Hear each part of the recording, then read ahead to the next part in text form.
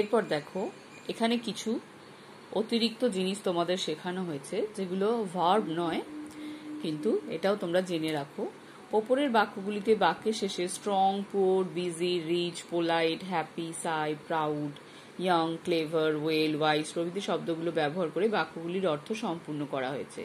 এই শব্দগুলো হলো অ্যাডজেক্টিভ। এই শব্দগুলো ব্যবহার না করলে বাক্যগুলোর সম্পূর্ণ অর্থ প্রকাশ করা যেত না, তাই এই শব্দগুলোকে কমপ্লিমেন্ট বলে।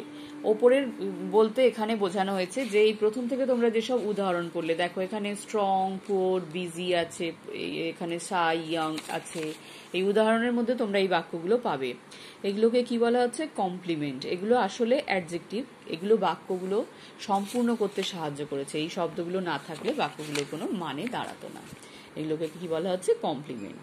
ঠিক একইভাবে doctor, players, dancer, nurses, driver, businessman, dog ইত্যাদি যে শব্দগুলো আছে, দেখো এখানে আরো অনেক শব্দ দেওয়া আছে, তোমরা দেখে নেবে নিজেরা।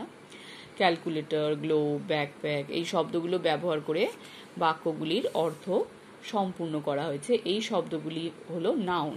তাহলে আমরা দেখছি বাক্যে আমরা ক্রিয়া ছাড়াও নাউন পাচ্ছি, অ্যাডজেক্টিভ পাচ্ছি, অর্থাৎ বিভিন্ন রকম পার্টস অফ স্পিচ মিলিয়েই বাক্য তৈরি হয়।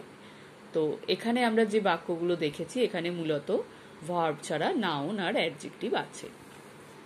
এই শব্দগুলি ব্যবহার না করলে বাক্যগুলির অর্থ সম্পূর্ণভাবে প্রকাশ করা যেত না।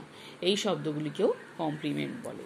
তাহলে যে শব্দগুলো বাক্যের অর্থ সম্পূর্ণভাবে প্রকাশ করতে সাহায্য করে, সেগুলোকে কি বলা হচ্ছে? কমপ্লিমেন্ট। যেমন একটা উদাহরণ দেখো তোমরা, এখানে যেমন they will have a radio. এই রেডিও কথাটা যদি না থাকতো, শুধু দে উইল হ্যাভ থাকতো, তাহলে কি হতো? কিভাবে তারা বোঝা যেত না? তাহলে কি পুরো বাক্যটার মানে হতো না। তাই এগুলোকে বলা হচ্ছে যে কমপ্লিমেন্ট, অর্থাৎ এগুলো বাক্য সম্পূর্ণ করতে সাহায্য করে। এটা তোমরা পরে আরো বড় হলে উঁচু ক্লাসে গিয়ে শিখবে। এখন তোমরা এইটুকু জেনে রাখো।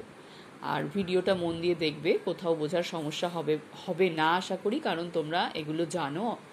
এবং যদি কোথাও অসুবিধা তারপরেও হয় তো ক্লাসে জেনে নেবে। সবাই ভালো থাকবে। বাই।